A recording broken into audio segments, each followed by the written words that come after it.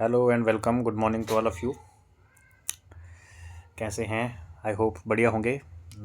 Welcome back to my channel. और आज का हमारा वीडियो रहेगा क्लास 11 के लिए, जिसमें हम क्लास 11 की फ़िज़िक्स को स्टार्ट करेंगे, जिसमें सबसे पहले एक बेसिक सा इंट्रोडक्शन पढ़ेंगे। देखिए, क्लास 11 की फ़िज़िक्स को समझने के लिए थोड़ी बेसिक मैथमेटिक्स आनी चाहिए, और मैथमेटिकल कंसेप्ट को हम इस सीरीज़ में पढ़ेंगे, जिसमें हम, जैसे मैंने यहाँ पर अभी हेडिंग दे रखा है फंक्शन, तो फंक्शन जानेंगे, फंक्शन क्या होता है। उसके बाद हम जो हमारा मेन टॉपिक है दैट इज़ डिफरेंशिएशन और इंटीग्रेशन पे जाएंगे। बेसिकली डिफरेंशिएशन इंटीग्रेशन हमारी मैथमेटिक्स ब्रांच कैलकुलस में पढ़ाए जाते हैं। ये बहुत बड़ी ब्रांच है मैथमेटिक्स में, हम इसको बहुत अच्छे से, बहुत डिटेल में, बहुत उससे पढ़ते हैं। लेकिन क्योंकि हमें जितना नीड है, हमें 11th क्लास और 12th क्लास की फ़िज़िक्स को समझने के लिए जितनी उसकी नीड है, हम उतना ही उसको समझेंगे। बहुत ज़्यादा कॉम्प्लिकेटेड नहीं करेंगे चीज़ों को, क्योंकि बहुत सारे बच्चे ऐसे हैं जो नॉन मैथ्स बैकग्राउंड के होते हैं, बट थोड़ी बहुत बेसिक अंडरस्टैंडिंग आपको इसकी होनी चाहिए। तो इसीलिए हम पहले थोड़ा सा डिफरेंशिएशन और इंटीग्रेशन के कॉन्सेप्ट्स को सीखेंगे, और उसके बाद हमारा main topic, main syllabus start होगा मैथमेटिकल टूल से। ठीक है, सो चलिए शुरू करते हैं। और मैं शुरू करने से पहले आप लोगों से रिक्वेस्ट भी करूंगा कि चैनल को ज़्यादा से ज़्यादा सब्सक्राइब करें और वीडियो को ज़्यादा से ज़्यादा शेयर करें। ठीक है, तो let us start the first topic. आप देखेंगे तो ये सिलेबस में कहीं नहीं मिलेगा आपको फंक्शन वगैरह। सिलेबस में काइनेमेटिक्स में सीधा लिखा हुआ है, आपके सिलेबस में लिखा है basic introduction to differentiation and integration. लेकिन डिफरेंशिएशन और इंटीग्रेशन को समझने के लिए हम फंक्शन को भी समझेंगे, है ना। डिफरेंशिएशन कैसे करते हैं, इंटीग्रेशन कैसे करते हैं, वो चीज़ जानेंगे। और सबसे बड़ी बात यह है कि समझना भी है कि डिफरेंशिएशन इंटीग्रेशन होता क्या है, इसकी नीड्स क्या है। ठीक है, सो लेट अस स्टार्ट। सबसे पहले हम जानेंगे कि फंक्शन क्या होता है। देखो, फंक्शन को समझने के लिए मैं आपको एक छोटा सा एग्जांपल देता हूँ। पहले क्लास 10 से हम लेंगे। आपने लीनियर इक्वेशंस पढ़े होंगे क्लास 10 में ना। Linear equation in two variables आप पढ़ते हैं ना, नाम से ही लिखा उसमें 2 वेरिएबल होते हैं ना। तो मैं एक लीनियर इक्वेशन ले लेता हूँ, कोई भी एक लीनियर इक्वेशन लेते हैं। एक सिंपल सा लीनियर इक्वेशन आपके सामने, जैसे मैं लिख देता हूँ, मान लो for example this is 2x plus Y plus 3 equal to 0। ये एक लीनियर इक्वेशन लिया मैंने ना, कोई भी ले सकते हो, मैंने सिंपल सा ले लिया। ठीक है, अब देखो यहाँ पर इसमें 2 वेरिएबल हैं, एक x है और एक y है। अब मैं क्या करता हूँ, इसमें y वेरिएबल की वैल्यू को फाइंड आउट करता हूँ। तो y वेरिएबल का वैल्यू अगर आप करेंगे तो it will be equal to, मैं सारे अगर आप y का वैल्यू निकालोगे तो इट विल बी -3 -2x, है ना। ये कुछ इस तरह से आएगा। ठीक है, थोड़ा सिंपल करने के लिए मैं एक काम करता हूँ, थोड़ा सिंपल करते हैं इसको। यहाँ पर माइनस ले लेते हैं ना, ताकि थोड़ा सिंपल हो जाए। तो यहाँ पर मैंने माइनस ले लिया। ठीक है, तो ये फिर यहाँ पे प्लस हो जाएगा ना, 3 - 2x हो गया। इसको लिखने की वैसे ज़रूरत नहीं है प्लस को यहाँ पे। सो ये आ गया आपका y इज़ टू 3 - 2x। अब देखो, लुक एट दिस इक्वेशन। ये इक्वेशन अब कुछ ऐसे बन गई। अब इस इक्वेशन को ज़रा हम ध्यान से देखेंगे तो आप देखेंगे कि अगर आप यहाँ पर x की अलग अलग वैल्यूज़ सब्स्टिट्यूट करते जाएंगे तो y की आपको अलग अलग वैल्यूज़ मिलती जाएंगे ना। जैसे मैं x का, अगर for example I put x as 0, तो y मुझे क्या मिलेगा। अगर आप x का वैल्यू यहाँ पे 0 डालोगे तो y मुझे 3 मिलेगा, है ना। And if you put x is equal to 1, तो जब आप x 1 डालेंगे तो y आपको 1 मिलेगा। ठीक है, आप यहाँ पर सॉल्व करके दे सकते हैं। अगर x आप 2 डालेंगे तो y आपको -1 मिलेगा। x आप -1 डालेंगे तो y आपको 5 मिलेगा। सो है ना, करता सकते हैं आप जितनी चाहे उतनी वैल्यूज़ यहाँ पे x की डाल सकते हैं, और उतनी ही वैल्यूज़ आपको y आपको देता जाएगा ना, उतनी वैल्यूज़ आपको y की ऑब्टेन होंगी। सो इस चीज़ से क्या पता चलता है, यहाँ से हम क्या कह सकते हैं, हम यहाँ से ये कह सकते हैं कि यहाँ पर x जो है ना, x इंडिपेंडेंट वेरिएबल है। इंडिपेंडेंट मतलब एक कोई भी वैल्यू ले सकता है, इसकी हम कोई भी वैल्यू सब्स्टिट्यूट कर सकते हैं, तो that's why it is known as independent variable. ये एक इंडिपेंडेंट वेरिएबल है, ठीक है। और y की वैल्यू क्या होगी वो किस पे डिपेंड करेगी, x पे। x की जो वैल्यू दोगे उसी हिसाब से, x0 दोगे y3 आएगा, 1 दोगे y1 आएगा, x2 डालोगे y-1 आएगा। तो y की वैल्यू किस पे डिपेंड कर रही है, what is the factor that determines the value of y, that is x। सो कहीं ना कहीं y की वैल्यू डिपेंड कर रही है x पे, तो y को हम बोलेंगे डिपेंडेंट वेरिएबल। y को क्या बोलेंगे, डिपेंडेंट वेरिएबल। तो हमारे पास इस इक्वेशन में दो वेरिएबल हैं, अब एक बन गया डिपेंडेंट और एक बन गया इंडिपेंडेंट, और ये दोनों इस इक्वेशन से लिंक है ना। y की वैल्यू आपको कैसे मिल पा रही है, x की वैल्यू आप इस एक्सप्रेशन में डाल रहे हो तो y की वैल्यू मिल रही है। तो ये जो एक्सप्रेशन है ना 3 - 2x, इस एक्सप्रेशन के ज़रिए x और y एक दूसरे से लिंक है, जिससे x की वैल्यू y पे डिपेंड करती है। सो इस तरह की कंडीशन अगर होगी जहाँ पर दो वेरिएबल्स एक दूसरे से इस तरह से जुड़े होंगे, सो इस रूल के तहत 3 - 2x के तहत y और x एक दूसरे से लिंक हैं, जहाँ पर y डिपेंडेंट वेरिएबल है, x इंडिपेंडेंट वेरिएबल है, और x की वैल्यू पे y की वैल्यू डिपेंड कर रही है ना। तो y depends on x, y x पे डिपेंड करता है, और इसी को हम मैथमेटिकल लैंग्वेज में बोलते हैं y is the function of x।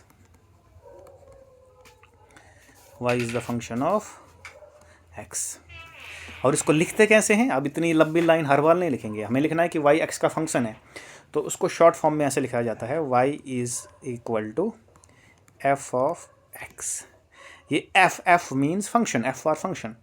इस ब्रैकेट में x का मतलब है, इस ब्रैकेट के अंदर वही लिखा जाता है जो इंडिपेंडेंट वेरिएबल हो। यहाँ पर इंडिपेंडेंट वेरिएबल x है, तो इसलिए हम इधर x लिख रहे हैं। तो डिपेंडेंट वेरिएबल कौन सा है, y, तो y is equal to f of x, इसको पढ़ा जाता है y is the function of x। ये शॉर्ट फॉर्म है ना, ठीक है। तो अब मैं फिर से बता दूँ नटशेल में, ऐसे फंक्शन क्या होता है। फंक्शन एक ऐसा एक्सप्रेशन है, एक ऐसा रूल है, जिस रूल से दो वेरिएबल एक दूसरे से लिंक होते हैं। यहाँ पर x और y लिंक हैं, इनमें से एक वेरिएबल इंडिपेंडेंट होता है, दूसरा डिपेंडेंट होता है, इस तरह से कि इंडिपेंडेंट वेरिएबल की अलग अलग वैल्यूज़ डालने पे आपको डिपेंडेंट वेरिएबल की भी अलग अलग वैल्यूज़ मिलेंगी। और इस तरह के इक्वेशन को, इस तरह का जो रिलेशन है दो वेरिएबल्स के बीच में, उसी को हम क्या बोलते हैं, फंक्शन बोलते हैं ना। क्लियर है, समझ आई बात आपको। अब मैं आपको बहुत सारी एग्जांपल दे सकता हूँ इसमें, देखो जैसे, अब देखो नेक्स्ट हम एक नई एग्जांपल लेते हैं। जैसे मान लो, बहुत सारे एग्जांपल दे सकता हूँ मैं आपको इसमें। जैसे मैं लिख देता हूँ कि y is equal to F of x equal to x square, खाली ये लिख दिया मैंने, ये भी एक फंक्शन है। यहाँ पर अगेन x इंडिपेंडेंट वेरिएबल है, y डिपेंडेंट वेरिएबल है। अलग अलग x की वैल्यू डालोगे y की अलग अलग वैल्यूज़ मिलती जाएंगी, है ना। अगर मैं x लिखूँ यहाँ पे, y लिखूँ यहाँ पे, x1 डालूँगा y1 आएगा, x2 डालूँगा ये 4 आएगा, 3 डालूँगा ये 9 आएगा।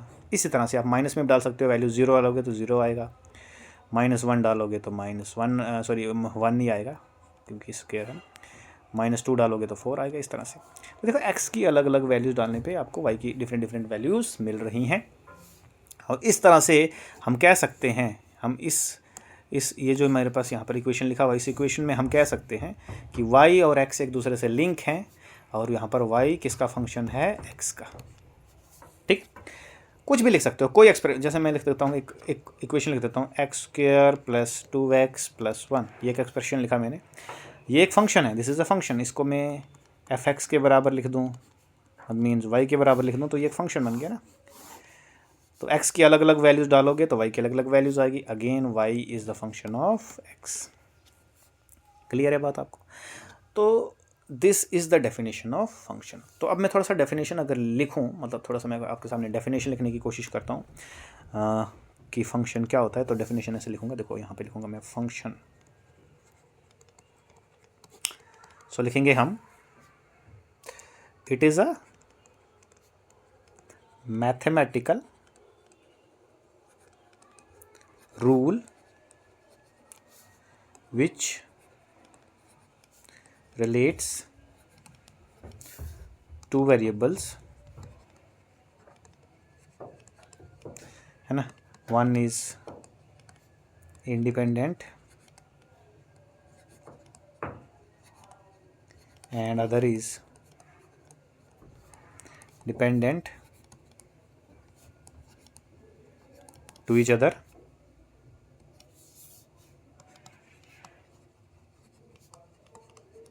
such that for each value of independent variable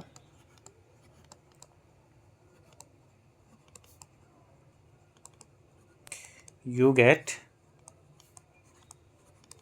a unique value of dependent variable.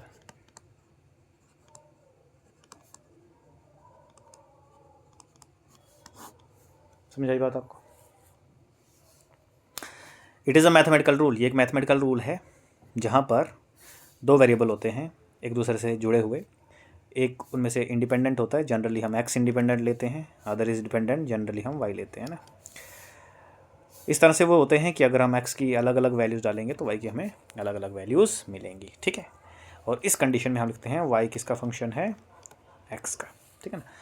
अब ज़रूरी नहीं कि वेरिएबल x एंड y ही हों, बट जनरली x y होते हैं, इसलिए जनरली लिखा जाता है ना। ज़रूरी नहीं, नहीं तो इंडिपेंडेंट वेरिएबल t भी हो सकता है, थीटा हो सकता है, कुछ भी हो सकता है ना। ऐसा कोई हार्ड एंड फास्ट रूल नहीं है कि x ही होना चाहिए वेरिएबल, ठीक है। अब देखो, अब बहुत सारे एग्जांपल्स आप दे सकते हो। वैसे अलग अलग टाइप के फंक्शंस होते हैं, अलग अलग टाइप के फंक्शंस होते हैं। फंक्शन में बहुत सारी चीज़ें आती हैं। देखो, अलग अलग टाइप के फंक्शंस होते हैं, टाइप्स ऑफ फंक्शंस, ठीक है ना। अब फंक्शन को डिवाइड करने के भी बहुत सारे रूल हैं, लेकिन मैं आपको एक कितने कितने टाइप के फंक्शन हो सकते हैं वो बताता हूँ। जैसे अलजेब्रिक फंक्शन होते हैं,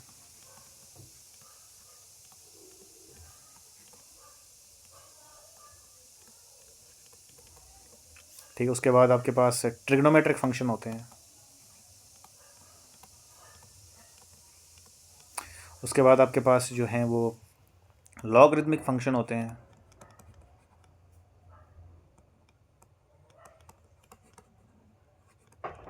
ठीक है ना। उसके बाद आपके पास जो हैं वो एक्सपोनेंशियल फंक्शन होते हैं।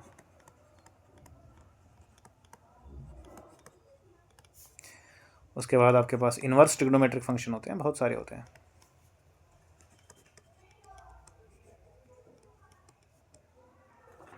बहुत सारे है ना। खैर, हमें ये सारे नहीं पढ़ने हैं, ये मैथमेटिक्स जब आप डिटेल में पढ़ोगे वहाँ पर पढ़ने हैं। हमारा काम अलजेब्रिक फंक्शन और ट्रिग्नोमेट्रिक फंक्शन से ही चल जाएगा, ठीक है। ज़्यादातर अलजेब्रिक ही लगेंगे, ट्रिग्नोमेट्रिक भी नहीं लगेंगे आपको फिजिक्स पढ़ने में, लेकिन दो मिनिमम आपको ये आने चाहिए ना। ये वाले ज़्यादातर मैथमेटिक्स वालों के आगे, जो मैथमेटिक्स जिनका ब्रांच है उनमें अच्छे से पढ़ाया जाता है। मैथमेटिक्स अगर पढ़ रहे होंगे तो ये सब पढ़ना हमने अच्छे से, ठीक है।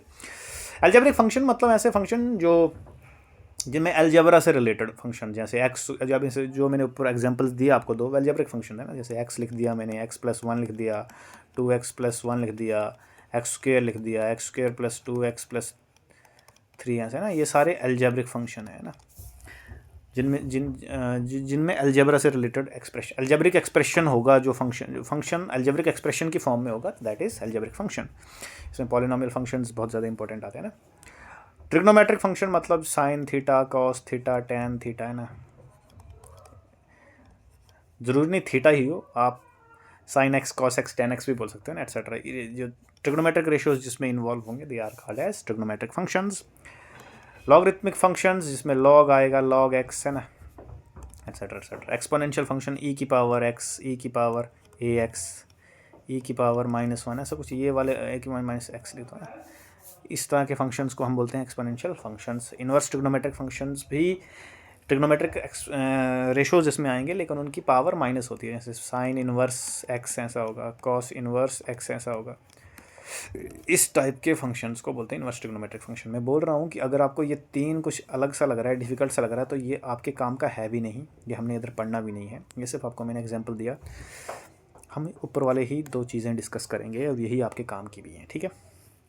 तो ये हो गया टाइप्स ऑफ फंक्शन। अब मैं आपको एक और चीज़ बता देता हूँ, जितने भी फंक्शंस होते हैं उनके हम ग्राफ ड्रॉ कर सकते हैं ना। कोई भी किसी भी टाइप का फंक्शन क्यों ना हो, उसका एक ग्राफ बनाया जा सकता है। क्योंकि ग्राफ क्या होता है, ग्राफ आपने ऑलरेडी 8th क्लास में पहली बार आप ग्राफ बनाना सीखते हैं, और यहाँ पर हम देखते हैं कि दो चीज़ों का एक्स और वाई है ना, ये जब आप ग्राफ ड्रॉ करते हैं किसी भी मतलब कोई भी ग्राफ जब आप ड्रॉ करते हैं तो आप दो लाइंस लेते हैं ना ऐसे, वर्टिकल और हॉरिजॉन्टल। तो ये आपका एक्स होता है, एक्स एक्सेस, और ये आपका वाई एक्सेस होता है। सो इस ग्राफ का क्या मतलब है, इस लाइंस का क्या मतलब है, मतलब दो वेरिएबल्स आपस में जुड़े हैं और उनका एक ग्राफ बनाना है, ठीक है। अलग आप कैसे 10th में भी आपने ग्राफ बनाया है लीनियर इक्वेशन में, है ना। लीनियर इक्वेशन का ग्राफ हमेशा स्ट्रेट लाइन ही बनता है ना, क्योंकि वो तभी उसको लीनियर इक्वेशन बोलते हैं ना। सो वहाँ पर आप क्या करते थे, एक्स की अलग अलग वैल्यू डालनी है, तो वो फंक्शन ही तो था। जैसे मान लो मैंने लिख दिया x plus y is equal to 1, तो आपने y is equal to 1 minus x लिख दिया। तो फिर आप एक्स की अलग अलग वैल्यू डालोगे, 0 तो 1 आएगा, -1 डालोगे तो 0 आएगा, -1 डालोगे तो 2 आएगा, इस तरह से ना। तो अलग अलग वैल्यूज़ आ रही हैं। तो इन वैल्यूज़ को जब आप इधर प्लॉट करते हो तो आपको एक ग्राफ मिलता है ना। तो ये क्या है, ये एग्जाम्पल फंक्शन का ही तो है, वहाँ पर से बोला नहीं गया आपको इसको फंक्शन, अदरवाइज ये फंक्शन ही है। ये वाई एक वेरिएबल है, एक्स दूसरा वेरिएबल है, एक दूसरे से जुड़े हुए हैं। तो जब हम फंक्शन की फॉर्म में ग्राफ ड्रा करेंगे तो यहाँ पर y is equal to F of x लिख दो आप। ये वाला जो वर्टिकल एक्सेस है ये एफ ऑफ एक्स फंक्शन की वैल्यू देगा, मतलब वाई की वैल्यू देगा, और हॉरिजेंटल एक्सेस इंडिपेंडेंट वेरिएबल की वैल्यूज़ देगा, है ना। जैसे एग्जांपल देता हूँ मैं यहाँ पे, जैसे अगर आप लिखो f of x is equal to x, ये सबसे सिंपल फंक्शन। तो इसका जब आप ग्राफ बनाओगे तो वो स्ट्रेट लाइन बनेगी ऐसे ना। आप ग्राफ का जो है वो मैं कलर अलग ले लेता हूँ, जैसे ये देखो जी, सॉरी ये तो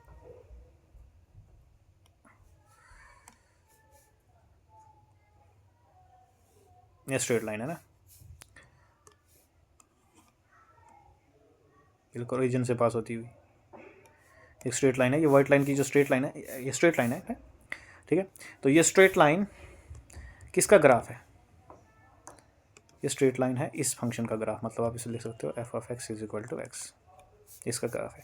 इसी तरह से अगर आप मान लो मैं थोड़ा इस साइड क्लियर कर देता हूँ, ये वाली साइड क्लियर कर देते हैं।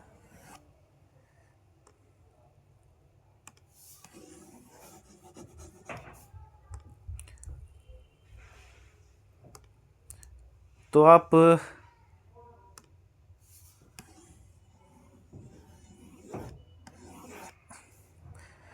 कोई भी फंक्शन लो, ठीक है, ठहरो मैं नई स्लाइड निकाल देते हैं। जैसे मान लो मैं एक और फंक्शन ले लेता हूँ, y is equal to F of x is equal to x square, है ना। इस फंक्शन को लेते हैं, तो इसका जब आप ग्राफ बनाओगे तो ऐसे आएगा। एक्स स्क्वेयर का जब आप ग्राफ बनाओगे, तो मैं थोड़ा सा वो अलग कलर में बना लेता हूँ ग्राफ को, ऐसे पैराबोलिक शेप में आएगा, ओरिजिन से पास होता है। ये किसका ग्राफ है, this is y is equal to F of x is equal to x square, ये इसका ग्राफ है, ठीक है। तो हर एक फंक्शन का एक ग्राफ बनता ही बनता है। ये वाई एक्स स्क्वायर का ग्राफ है ना। पिछले वाला स्ट्रेट लाइन ग्राफ बना, ठीक है। जैसे अगर मैं लिखूँ y is equal to sine x, ये भी तो फंक्शन हो सकता है ना, मतलब पूरा फंक्शन ऐसे लिखेंगे y is equal to F of x is equal to sine x. यहाँ पर एक्स और वाई वेरिएबल जुड़े हुए हैं इस साइन एक्स के रोल से। तो जब आप इसका ग्राफ ड्रॉ करोगे तो वो कैसे बनेगा, that will be like this.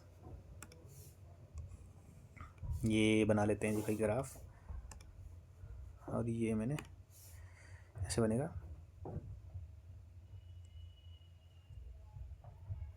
Sign का ग्राफ आप लोगों ने देखा होगा, नहीं भी देखा होगा तो इस टाइप का होता है ना, sinusoidal graph. This is y is equal to sine of x, इस तरह का ग्राफ होता है। तो अलग अलग शेप के ग्राफ होते हैं ना। कहने का मेरा मतलब है कि जब दो वेरिएबल एक दूसरे से लिंक होते हैं, वाई और एक्स, जरूरी नहीं वाई और एक्स सही हो, लेकिन वाई और एक्स, तो अलग अलग वैल्यू एक्स की देंगे, थोड़ा सा चेंज करेंगे एक्स में, थोड़ी सी वैल्यू अलग अलग वैल्यूज़ वाई की आपको अलग अलग वैल्यूज़ मिलेंगी। तो इस केस में हम बोलते हैं वाई जो है वो एक्स का क्या है, फंक्शन है। और अलग अलग फंक्शंस के अलग अलग टाइप के ग्राफ बनते हैं। फिलहाल आपको इतना याद रखना है ना, जितने भी फंक्शन हैं उनके। अब मैं आपको कुछ एग्जांपल देता हूँ अब आप सोचोगे कि ठीक है फंक्शन समझ में आ गया, होता क्या है, लेकिन इसका फिजिक्स में क्या यूज़ है, फिजिक्स में कहाँ फंक्शन है भाई, फिजिक्स में हर जगह फंक्शन है। देखो आपने 9th में तो फिजिक्स पढ़ा है ना, मोशन पढ़ा था 9th में, है ना, वहाँ पर आपने इक्वेशंस ऑफ मोशन पढ़ी थी। तो मैं वहाँ पर देखो इक्वेशन ऑफ मोशन लिखता हूँ। पहली वाली इक्वेशन ऑफ मोशन आपने पढ़ी थी v=u+a/t, ये फर्स्ट इक्वेशन ऑफ मोशन है। ये हमने 11th में और अच्छे से डिटेल में पढ़नी है, बट चलो 9th का एक छोटा सा इक्वेशन लेते हैं। अब आपको थोड़ा सा याद भी होना चाहिए, इसमें ये v जो है this is your final velocity, u initial velocity, a acceleration और t टाइम। अब इसमें जो u होता है ना, u इनिशियल वेलोसिटी होता है, और इनिशियल वेलोसिटी तो फिक्स होगी ना कोई, तो ये फिक्स्ड है, फिक्स मतलब कांस्टेंट है, ये कैन से दैट कांस्टेंट है ये ना, ये तो फिक्स होगी ना। अब जब मोशन स्टार्ट हुआ होगा तो जो शुरू में वेलोसिटी रहेगी उसकी वैल्यू तो एक ही होगी ना, वो अलग अलग थोड़ी होगी, वो तो एक ही होगी। एक्सेलरेशन भी यहाँ पर फिक्स्ड है, कांस्टेंट है, you can say that constant है, यूनिफॉर्म एक्सेलरेशन जिसको, क्योंकि ये इक्वेशन ही यूनिफॉर्म एक्सेलरेशन के लिए होती है। तो u और a तो फिक्स है ना, ये चेंज नहीं हो रही, ये कांस्टेंट है, ये भी कांस्टेंट है और ये भी कांस्टेंट है। तो यहाँ पर जो चीज़ चेंज हो रही है वो सिर्फ t है, t वेरिएबल है जो चेंज हो रहा है, t टाइम है, और टाइम तो चेंज होता है, टाइम चलता रहता है। और जैसे जैसे t की अलग अलग वैल्यू मिलेगी वैसे वैसे आपको इस v की वैल्यू भी अलग अलग मिलती जाएगी ना। t1 डालोगे v कुछ होगा, t2 सेकंड डालोगे v की अलग वैल्यू आएगी, 3 सेकंड डालोगे अलग वैल्यू आएगी। कहीं ना कहीं v जो है ना वो किस पे डिपेंड कर रहा है, v t पे डिपेंड कर रहा है। तो आई कैन राइट एज कि v जो है ना ये t का फंक्शन है, v is the function of t, ठीक।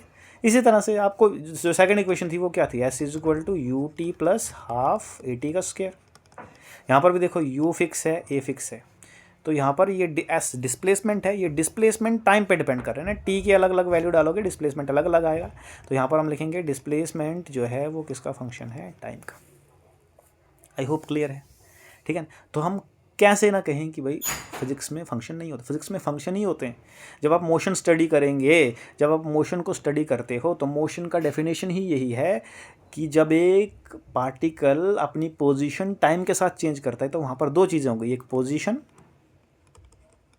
और एक टाइम, है ना। टाइम जैसे जैसे चेंज होगा वैसे वैसे पोजीशन चेंज होगी, तो दो वेरिएबल्स हो गए, तो position is the function of time.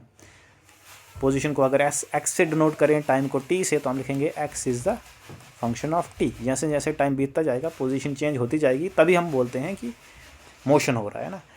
तो हमारे डे टू डे लाइफ में, दिन ब दिन डे टू डे लाइफ में हर एक चीज़ में फंक्शन इन्वॉल्व है ना।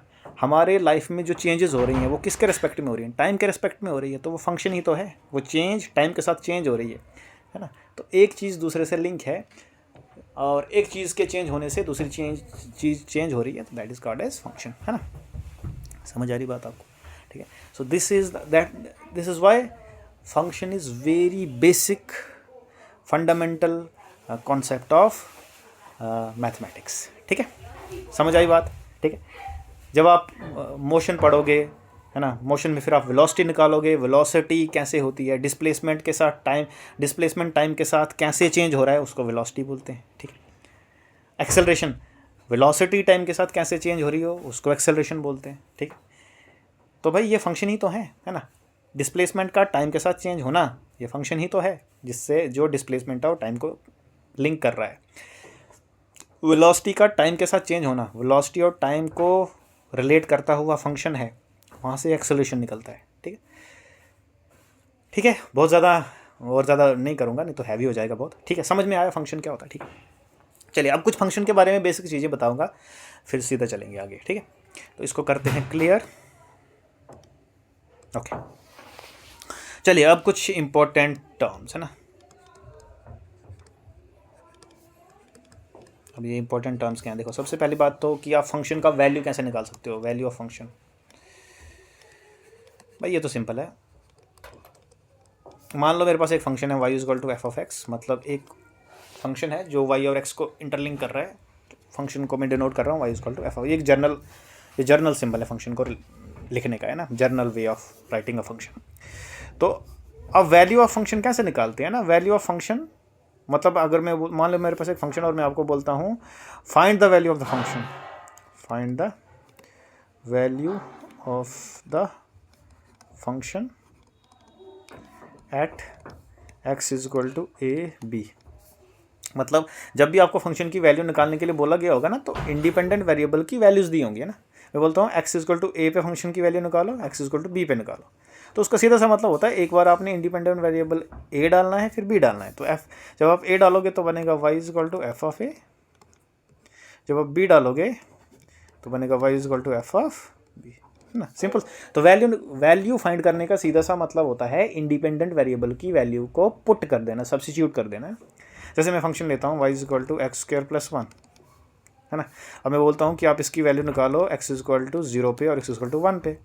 तो जब आप एक्स इज इक्वल टू 0 पे निकालोगे, है ना, तो बनेगा एक्स इज इक्वल टू 0 पे जब आप निकालोगे तो y is equal to x का वैल्यू 0 डाल देना, दैट इज 0 का square plus 1, that is equal to 1।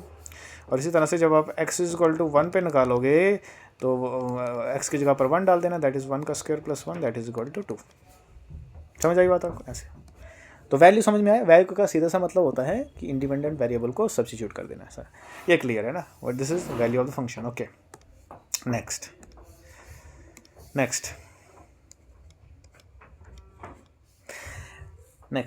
Next होता है बेटा डोमेन एंड रेंज।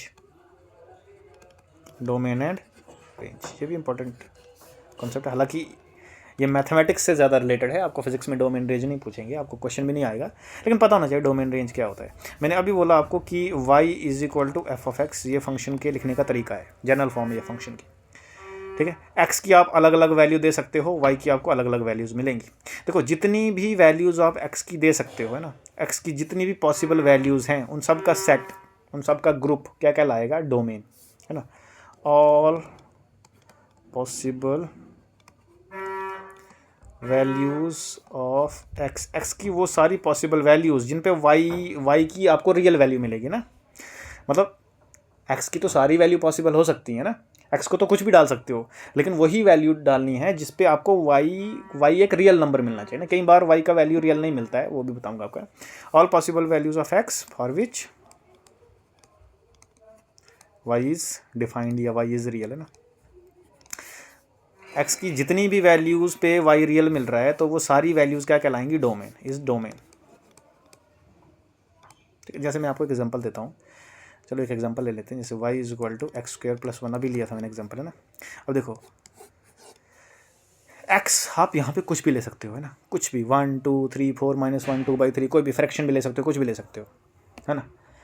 क्या कोई ऐसा नंबर है जो आप x का यहाँ पे डालो तो y का आपको कोई रियल नंबर नहीं मिलेगा? ऐसी कोई वैल्यू है ही नहीं। x यहाँ पर आप कोई भी रियल नंबर डालोगे तो y आपको रियल नंबर ही मिलेगा, ठीक है ना। तो इसका मतलब है यहाँ पर x की जो पॉसिबल वैल्यूज़ हैं, जो वैल्यू आप इधर डाल सकते हो वो क्या है? वो रियल, सारे रियल नंबर्स हैं। तो इसका डोमेन आएगा, इसका जो डोमेन आएगा वो रियल नंबर आएगा, ठीक है। ये हो गया जी डोमेन, ठीक है। अब रेंज क्या होती है? डोमेन की सारी वैल्यूज़ जब आप इसमें सब्स्टिट्यूट करोगे तो जो y की सारी वैल्यूज़ आएंगी they are called as range, है ना। तो all possible values of y को हम बोलते हैं रेंज। अब देखो यहाँ पर मेरा क्वेश्चन है आपको, इसी फंक्शन में y is equal to x square plus 1 लिया मैंने, ठीक है। सॉरी, ये y के ऊपर भी स्क्वायर लगा दिया गलती से, तो ये मैंने यहाँ पर ले लिया। अब मैंने इसका बोला कि डोमेन है इसका रियल नंबर की, बिकॉज आप x का कोई भी x की वैल्यू आप कोई भी रियल नंबर डाल सकते हो। तो क्या इसका रेंज भी रियल नंबर होगा? चल में नो, क्यों? बिकॉज जब आप x का कोई भी रियल नंबर वैल्यू यहाँ पे डालोगे तो y का ऑब्वियसली बात है रियल नंबर ही आएगा, लेकिन वो सिर्फ पॉजिटिव ही आ सकता है, नेगेटिव नंबर y नहीं आ सकता। क्यों? क्योंकि अगर आप x पॉजिटिव डालोगे तो वो तो पॉजिटिव आएगा, लेकिन जब आप x नेगेटिव डालोगे, कोई नेगेटिव नंबर डालोगे, मान लीजिए -2 डाल दिया आपने, तो वो स्क्वायर है इसके ऊपर लगा हुआ तो ऑटोमेटिकली पॉजिटिव हो जाएगा। तो y की इस फंक्शन में आपको माइनस वैल्यू नहीं मिल सकती, नेगेटिव वैल्यू नहीं मिल सकती। आप कोई भी वैल्यू यहाँ पे डाल के देख लो x की, चाहे प्लस डालो, माइनस डालो, फ्रैक्शन डालो, कुछ भी डालो, y का आपको नेगेटिव वैल्यू इस फंक्शन में नहीं मिल सकता, ठीक है ना। तो इसका मतलब ये है कि इसकी रेंज क्या है इस फंक्शन की? इस फंक्शन की रेंज होगी positive real numbers, positive real numbers. मतलब यहाँ पर y के सिर्फ और सिर्फ पॉजिटिव रियल नंबर वैल्यूज़ ही आएंगे, नेगेटिव नहीं हो सकते, है ना। तो ये इसका आ गया रेंज। ठीक है, अब मैं कुछ और एग्जांपल देता हूँ ताकि आपको थोड़ा और क्लियर हो। चलो कुछ और लेते हैं, जैसे मान लो y is equal to sine of x, ये मैंने ले लिया जी फंक्शन। अब इसका डोमेन और रेंज बताओ, what is the domain, what is the range. अब देखो ये x साइन के साथ लगा हुआ है ना, डेफिनेटली ये रियल नंबर, तो डेफिनेटली ये कोई एंगल होगा ना, क्योंकि ट्रिग्नोमेट्रिक फंक्शन के साथ ट्रिग्नोमेट्री रेशो जो है उसके साथ जो चीज़ लगी है, जो आर्गूमेंट लगा है, वो एक एंगल है। तो x यहाँ पर x यहाँ पर समझ लीजिए कोई रैंडम नंबर नहीं है, कोई एंगल है, किसी एंगल का मेजर है ये। और एंगल का मेजरमेंट आप डिग्री या रेडियन में करते हो, रेडियन अभी आपको पता नहीं होगा तो डिग्री में ले लो। एंगल आप 0 डिग्री से 360 डिग्री तक मेजर करते हो ना, तो इसका मतलब है x की वैल्यू 0 डिग्री से 360 डिग्री के बीच में कुछ भी हो सकती है। तो इसका मतलब है इसका डोमेन होगा 0 डिग्री टू 360 डिग्री। ये डोमेन है किसका, इस फंक्शन का, ठीक है। और रेंज क्या है इसकी, रेंज, अब इधर इसमें कोई भी एंगल डालो आप। अब आपको पता है साइन जो है, साइन की सबसे बड़ी वैल्यू 1 आ सकती है, 1 से ऊपर कोई भी वैल्यू नहीं हो सकती साइन की, है ना। आपको याद होगा 10th में आपने पढ़ा है कि साइन जो है वो साइन 0 जो है वो 0 होता है, साइन 30 जो है वो 1/2 होता है, साइन 45 जो है वो, ठीक है, 1/√2 होता है, ऐसे है ना। साइन 60 कितना होता है, √3/2। साइन 90 कितना होता है 1। ये सारी वैल्यूज़ ना, सॉरी 90 इज इक्वल टू 1, ये सारी ये 90 पे आ गया 1, और ये बाकी वैल्यू सब 1 से छोटी हैं, ठीक।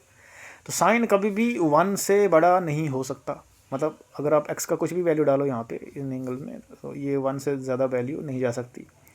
और सबसे छोटी ये, अब आप बोलोगे 0 से भी छोटा होता है, या -1।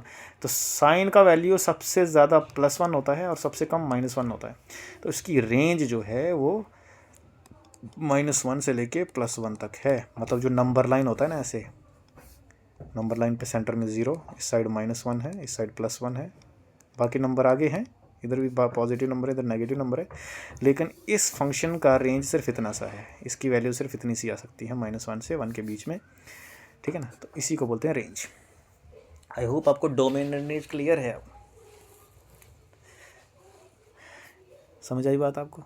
चलो मैं आपको एक और एग्जांपल देता हूँ, बहुत अच्छा एग्जांपल है वो, ताकि आपको थोड़ा और क्लियर हो जाए। जैसे मैं आपको एक एग्जांपल देता हूँ, मैं लिखता हूँ f(x) is equal to 1/y is equal to f(x) is equal to 1/x - 1। ये मैंने एक फंक्शन लिया है ना। अब इसका ज़रा डोमेन देखते हैं। डोमेन मतलब x की कौन कौन सी वैल्यू पॉसिबल है। अब आप बोलोगे x का कोई भी वैल्यू हम इधर डाल सकते हैं, कोई भी वैल्यू डाल सकते हैं, कोई भी वैल्यू डाल, कोई दिक्कत नहीं है, x के कोई वैल्यू डालेंगे तो आ जाएगा। तो x यहाँ पर हम कोई भी रियल नंबर डाल सकते हैं, तो क्या हम बोल सकते हैं कि डोमेन इसका रियल नंबर है। बट यहाँ पर एक देखो, सारे नंबर आप इधर डाल सकते हो, जैसे ही आप x इज इक्वल टू 1 डालोगे, अगर आपने यहाँ पर x का वैल्यू 1 डाल दिया तो क्या बन जाएगा, ये 1 डिवाइडेड बाई 1 - 1 विच इज़ 1/0। और जैसे ही 1/0 आपके पास कोई नंबर आ जाता है, डिनोमिनेटर में 0 आ जाता है, तो ये जो नंबर है it is infinity, not define होता है एक्चुअली में, नॉट डिफाइन, मतलब ये कोई रियल नंबर नहीं है, डिफाइन ही नहीं है नंबर, है ना। तो इसका मतलब है x की 1 वैल्यू पे y का आपको रियल वैल्यू नहीं मिल रहा है, एक नॉट डिफाइन वैल्यू मिल रहा है, डिफाइन ही नहीं है फंक्शन x इक्वल टू 1 पे। तो इसका मतलब ये हुआ कि इस फंक्शन का डोमेन सारे रियल नंबर हैं एक्सेप्ट 1, है ना। All real numbers except, sorry EXCEPT, except 1 या एक्सक्लूडिंग 1 को छोड़ के, मतलब अगर आप ऐसे लिखो कि R मतलब रियल नंबर का सेट है ये, इसमें से -1 कर दो, मतलब इस फंक्शन का जो डोमेन है वो सारे रियल नंबर हैं सिर्फ 1 को छोड़ के, ठीक है। और रेंज क्या आएगी इसकी, डेफिनेटली रेंज तो रियल नंबर ही आएगी, बिकॉज जैसे जैसे आप नंबर्स डालते जाओगे तो रेंज क्या आएगी, रेंज सारे रियल नंबर ही आएंगे, रियल नंबर, ठीक है। आई होप आपको अब डोमेन और रेंज का कॉन्सेप्ट पता चल गया कि डोमेन क्या होता है और रेंज क्या होता है। डोमेन्स मीन्स सारी possible values of independent variables, और रेंज मीन्स सारी डिपेंडेंट वेरिएबल की पॉसिबल वैल्यूज़, ठीक है। तो this is called as domain and range. तो चलिए एक फिर से नटशेल में आपको समराइज़ करते हैं कि क्या देखा। सबसे पहले हमने देखा फंक्शन क्या होता है। फंक्शन एक मैथमेटिकल रूल है, एक मैथमेटिकल एक्सप्रेशन होता है जिसमें दो वेरिएबल, एक y और एक x, एक दूसरे से लिंक होते हैं, जिसमें हम x को इंडिपेंडेंट वेरिएबल मानते हैं, y को डिपेंडेंट वेरिएबल मानते हैं। x की अलग अलग वैल्यूज़ डालने पे y की अलग अलग वैल्यूज़ मिलेंगी। तो इस केस में हम बोलेंगे कि y x का फंक्शन है। अब ये ज़रूरी नहीं x और y ही हो, ये कुछ और भी हो सकते हैं, v t z कुछ भी, बट जनरली y और x लेते हैं, ठीक है। फिर मैंने आपको बताया कि फंक्शन की टाइप्स बहुत सारी होती हैं। अलजेब्रिक फंक्शन होते हैं, ट्रिग्नोमेट्रिक फंक्शन होते हैं, लॉगरिथमिक फंक्शन होते हैं, एक्सपोनेंशियल होते हैं, एंटी लॉगरिथमिक, बहुत सारे होते हैं। फिर हमने मेन चीज़ जो पढ़ी that is domain and range. हमने सबसे पहले पढ़ा वैल्यू ऑफ फंक्शन का मतलब क्या होता है कि किसी भी फंक्शन की वैल्यू हम इंडिपेंडेंट वेरिएबल की वैल्यू को सब्स्टिट्यूट करके निकालते हैं, ठीक है। और तीसरी बात हमने पढ़ी domain and range. Independent variables की सारी पॉसिबल वैल्यूज़ को हम डोमेन बोलते हैं और रेंज बोलते हैं हम डिपेंडेंट वेरिएबल की सारी पॉसिबल वैल्यूज़ को। हालांकि मैं बहुत ज़्यादा डिटेल में नहीं जा रहा हूँ इसमें, ये मैं ऊपर से कॉन्सेप्ट दे रहा हूँ आपको, अदरवाइज़ इसमें बहुत सारे कॉम्प्लिकेटेड चीज़ें हैं, बहुत सारी और ज़्यादा डेप्थ में है ये, लेकिन हमने उस चीज़ में नहीं जाना है। हमारा मकसद यहाँ पर फंक्शन की डेप्थ समझना नहीं है, हमारा मकसद यहाँ पर फंक्शन की एक बेसिक अंडरस्टैंडिंग डेवलप करना है जो हम यूज़ करेंगे फिज़िक्स के कॉन्सेप्ट को समझने के लिए, है ना। हमें बस अलजेब्रिक फंक्शन थोड़ा सा समझना है और उसका डेरिवेटिव कैसे हम फाइंड आउट करते हैं, ठीक है। तो अब इस वीडियो को मुझे लगता है यहीं पर मैं रोक देता हूँ, बिकॉज ये 36-37 मिनट का हो गया, तो इतना लंबा वीडियो और ज़्यादा करने की ज़रूरत नहीं है। बाकी कॉन्सेप्ट, इसके आगे वाले कॉन्सेप्ट हम नेक्स्ट वीडियो में करेंगे। तब तक के लिए थैंक यू सो मच। पढ़ते रहिए, सपोर्ट करते रहिए। नेक्स्ट वीडियो में हम डिस्कस करेंगे कि आगे क्या होता है, लिमिट ऑफ फंक्शन डिस्कस करेंगे और डेरिवेटिव के बारे में जानेंगे, ठीक है। एक और चीज़ बता देता हूँ कि ग्राफ्स का बहुत ज़्यादा रोल है। जब हम डिफरेंशिएशन और इंटीग्रेशन को समझेंगे ना, तो उसकी जो रियल अंडरस्टैंडिंग बनेगी आपको, वो ग्राफ से ही बतानी है। मैंने आपको इसलिए मैंने शुरू में ही बताया था कि सारे फंक्शंस के अलग अलग ग्राफ बनते हैं। यहाँ ये पॉइंट में यहाँ पर लिखना भूल गया। हमने ये चीज़ भी जानी कि अलग अलग फंक्शन के, कोई भी फंक्शन क्यों ना हो, उसका आप एक ग्राफ बना सकते हो। वो कोई भी कर्व हो सकती है, लेकिन उस कर्व से बहुत सारी इन्फॉर्मेशन आप निकाल सकते हैं। Thank you so much. Next video में मिलेंगे। Have a nice day.